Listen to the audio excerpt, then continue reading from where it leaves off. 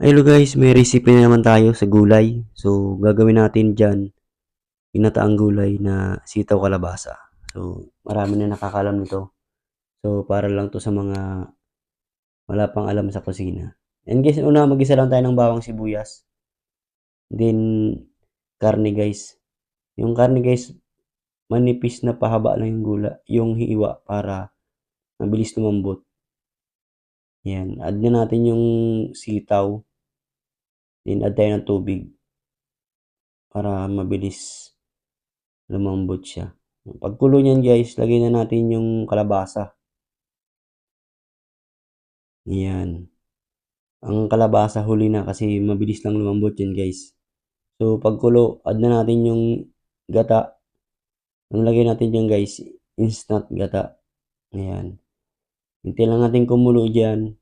Then timplahan natin ng chicken powder, paminta, saka kunting asukal.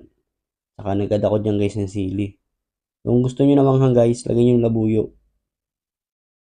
Para yummy. Kalimitan guys ang sinasawag dyan seafoods, mga crab sa hipon. So yun guys, luto na yun, plating na natin. Kung nandyan ka pa, huwag mo na makalimutan mag-follow. Like, comment, and share para like ang updated sa